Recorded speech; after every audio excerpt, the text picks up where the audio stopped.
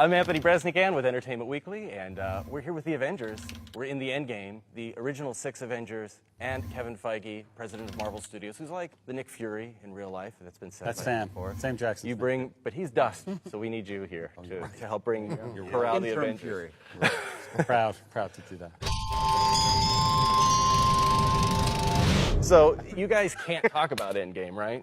So can you tell me just the most outlandish lie you can think of about your character? Another lightning round? We've been really killing those lately. Yeah.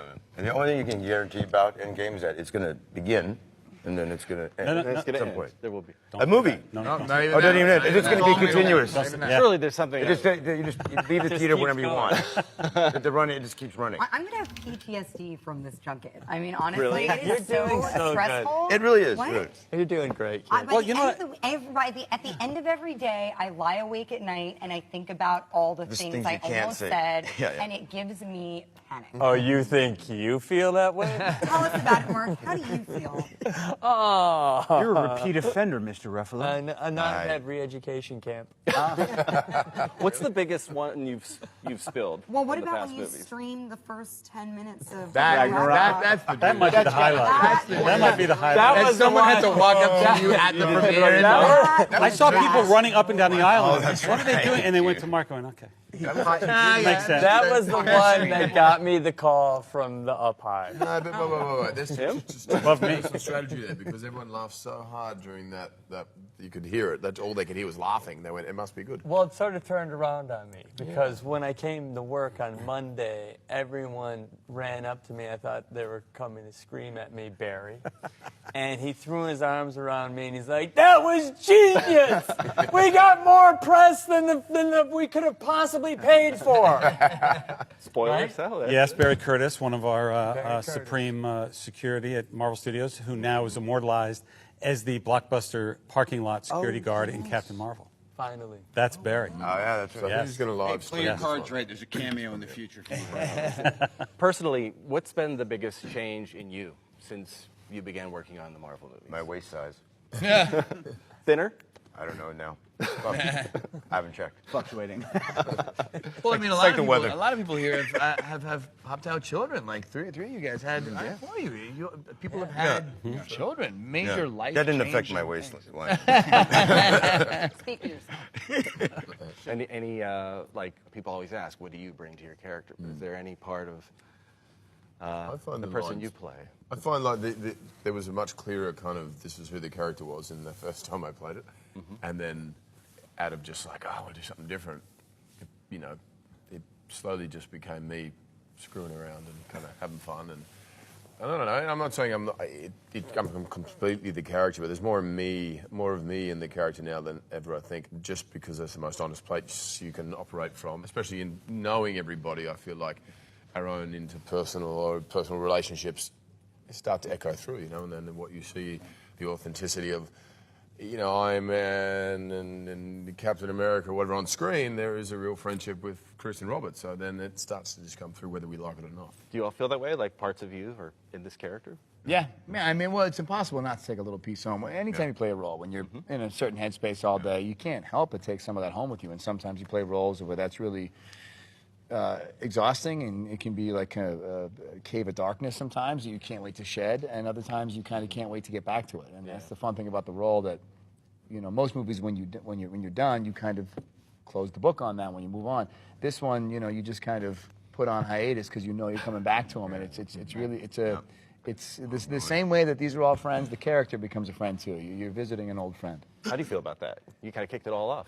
Quiet as it's kept, consciously or otherwise, Kevin, you put us in a position where we lived our lives looking at each other in the eyes and playing these big stakes moments and being in trouble together and saving each other and worrying about each other. So it was kind of like these 6 souls became, it's this impossible to explain thing is getting a little tired. I think it just comes down to the smallness of our lives has been the constant in this massive endeavor, and I think it's impossible not to be humbled by it. Hell, if I've been, then it's completely impossible not to be.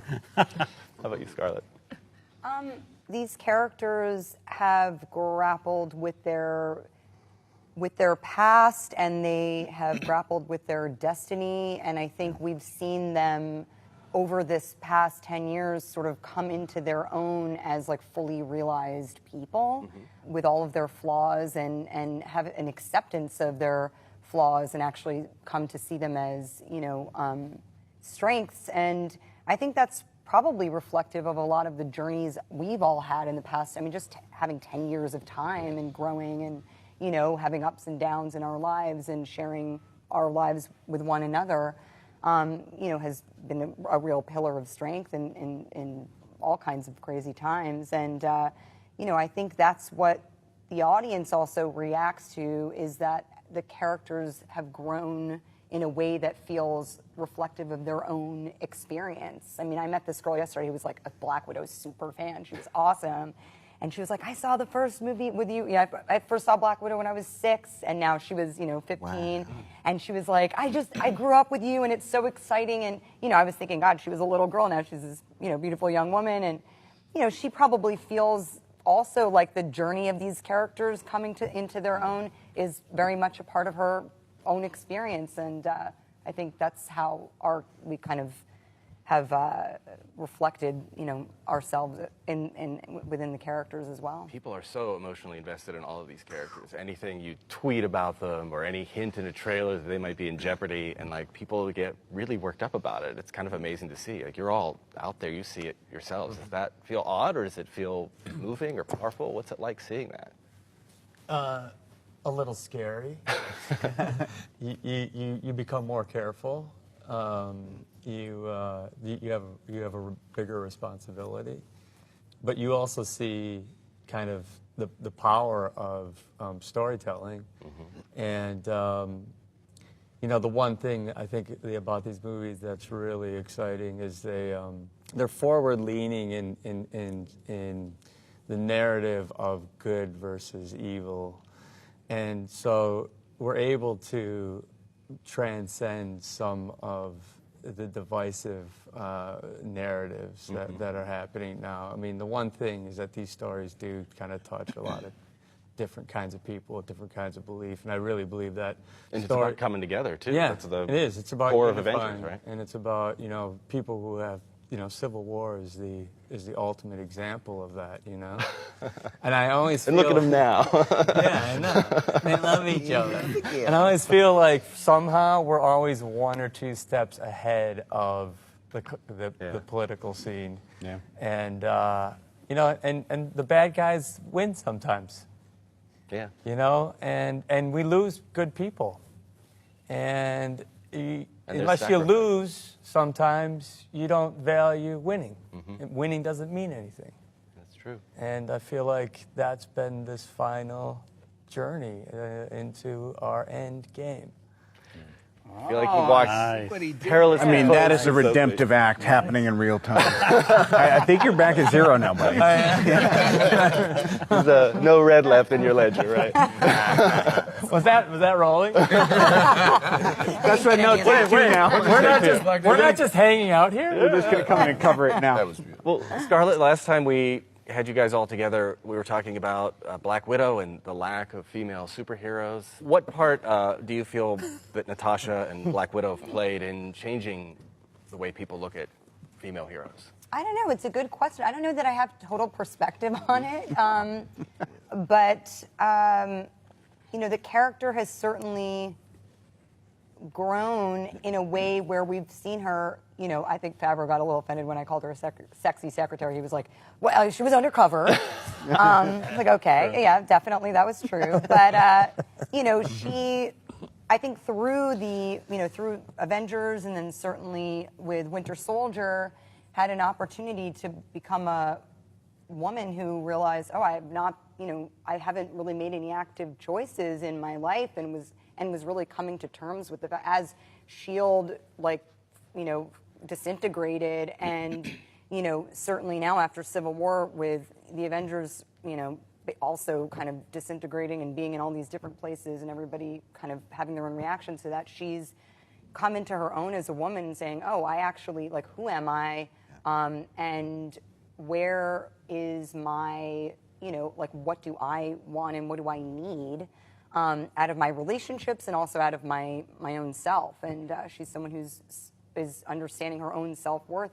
And that is such a powerful journey, I think, to see anybody take, but certainly to see a woman on screen represented in that way, a flawed superhero with a sort of, a kind of gray moral compass, coming to terms with what's happened to her. And that's happened over, the course of these films, ending obviously finally with this end game, and I think in a pretty impactful way. But, it's definitely, I think, shown some sort of path for, these other female superheroes to be able to kind of walk down. I certainly don't take credit for that, though. But you played a part. There was a time not so long ago that there was a belief that there couldn't be a leading female superhero. Yeah. Not by this guy, by the way. No, I know. Ever, but that was industry standard thinking.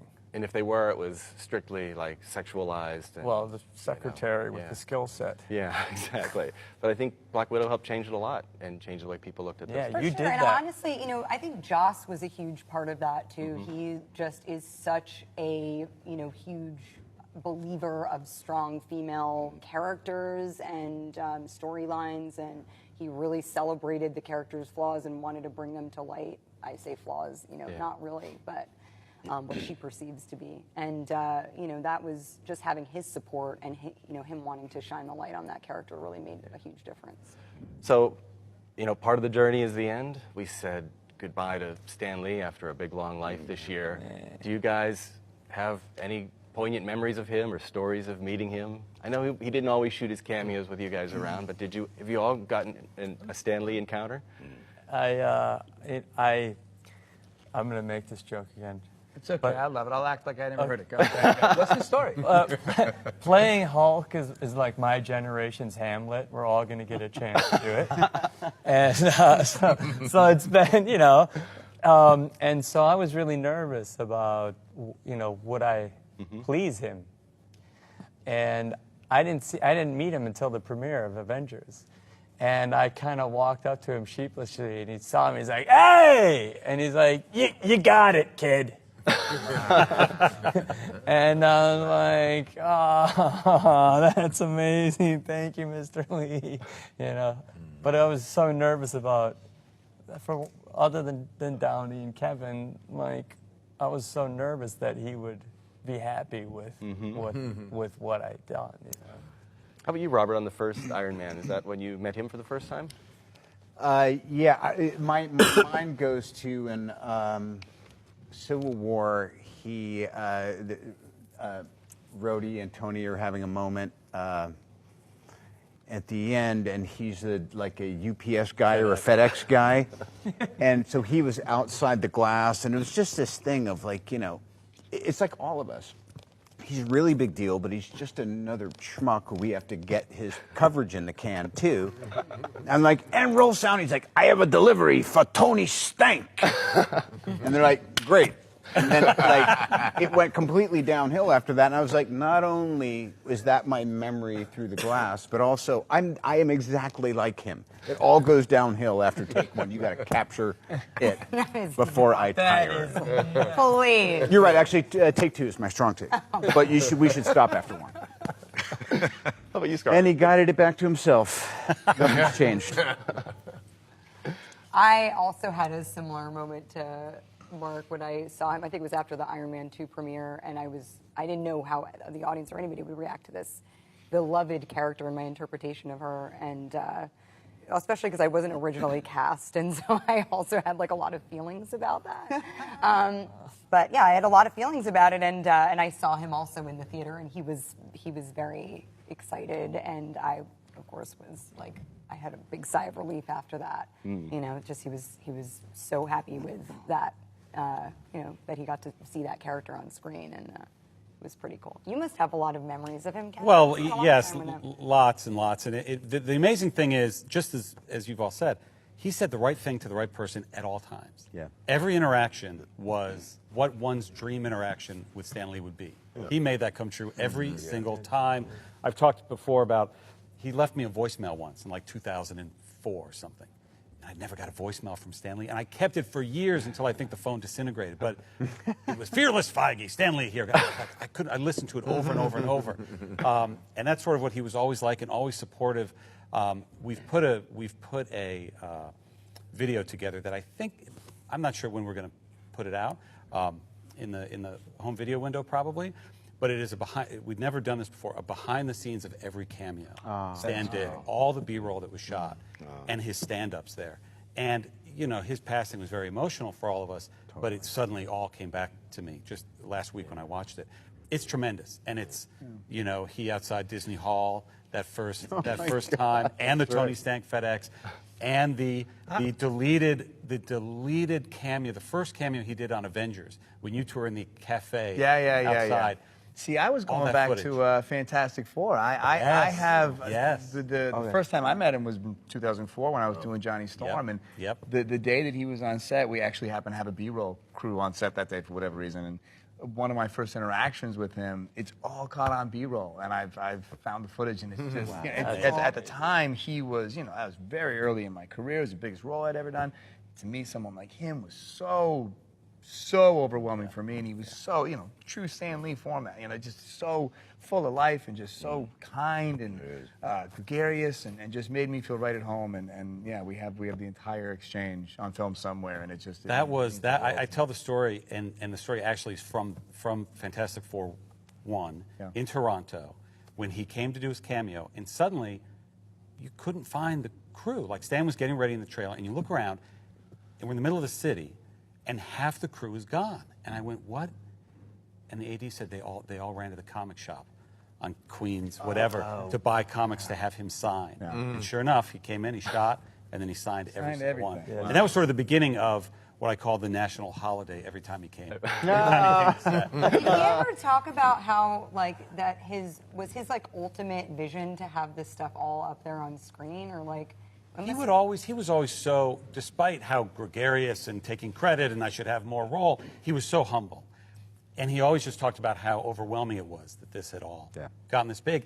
And right up until even the last time I saw him, all I'd want to do is talk about him creating the characters and how amazing that was to co-create all these legends, these icons. And he'd go, yeah, but the cameos.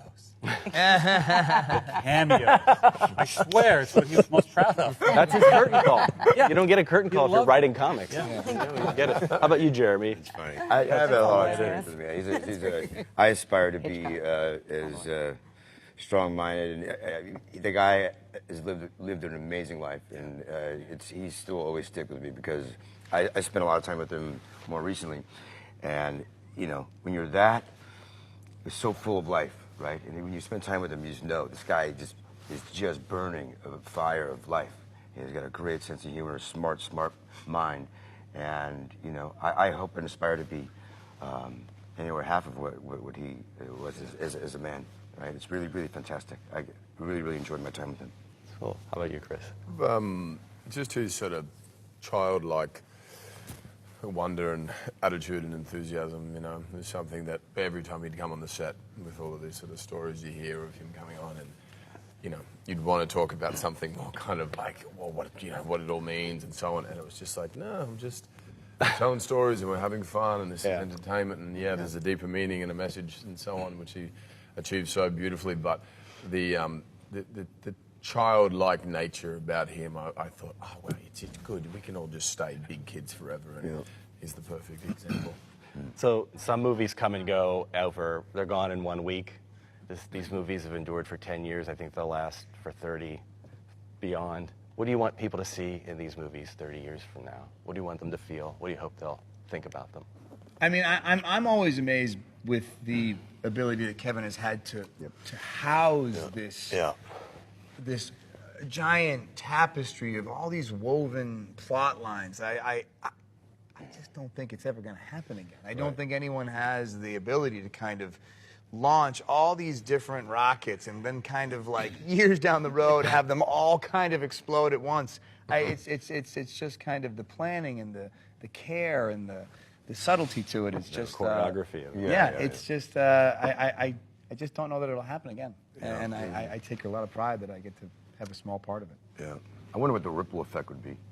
of it. Like in 30 years, like, oh, like look what Feige's done. Like, how do you do like a series of film, right?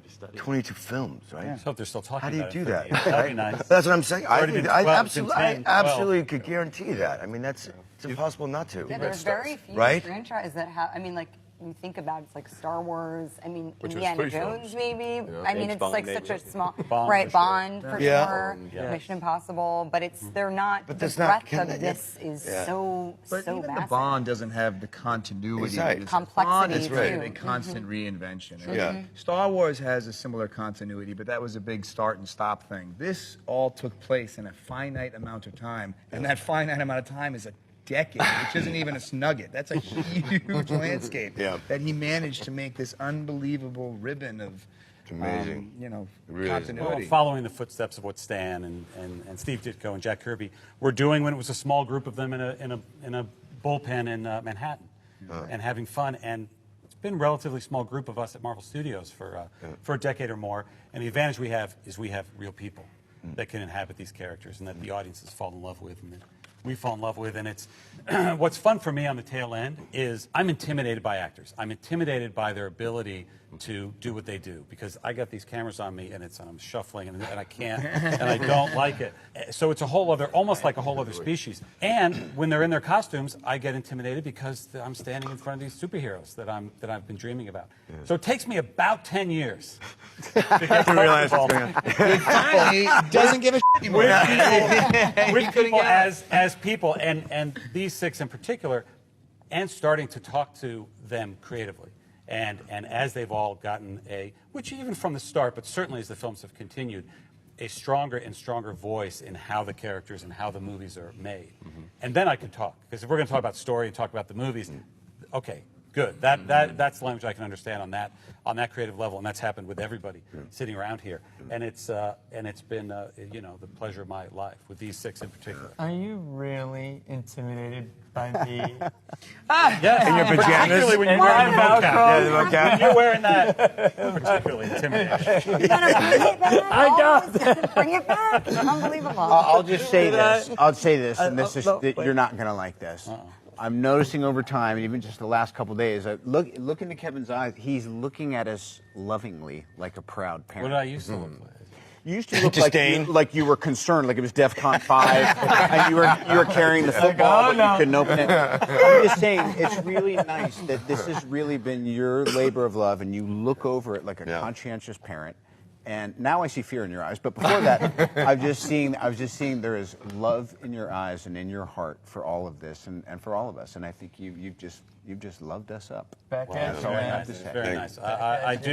I don't have any regrets creatively. I do regret that we haven't had more time around tables together and stuff. Maybe as we begin the junket. And thank you, Anthony, for putting us together. Thank you and for I'll being nerd here out doing for the last episode of Star Trek: The Next Generation. Picard sits down with his crew at their weekly poker game, and they go, oh, and he didn't attend the poker games. Why am I talking about Star Trek? And and the crew is like, oh, he's sitting down, and they go, oh, Captain, is everything okay? He goes, yeah, I'm doing something I should have done a long time ago. And it wouldn't be poker with this team; it would be Boggle, and I would be terrible. So Is that the Avenger game, Boggle? Boggle, I mean, yeah. but something I should have done a long time ago. Well, Spend more time with. Thank this. you so much. Yeah, thank you. I really We appreciate did it. have Not just- Rome. I know. We did have Rome. I don't want to hear about That was Rome. a high- Rome was That was the best That was- press that tour. the Avengers junket. The Avengers 1 junket was the first and only junket I went on the entire press tour. And it was an amazing experience, and I learned, oh, this is hard work, glamorous hotels, first class. No, it's hard. It's nonstop hard work, and I appreciate that ever since. But there was one night in Rome, I feel like very late we all into need the like night. an I survived that. Like that was. That was Yes, amazing. where we also Years were of bonded work. and talked a lot about the future and talked a lot we about did. what could happen if. Wow. And now here we are, and everybody wants us to end this, but it's Yeah, they're gonna it's been snap their exciting. fingers and turn me to dust in a second. Many thanks. Thank you brought so you much. to the bar. Thank you not just for this, but all the time over the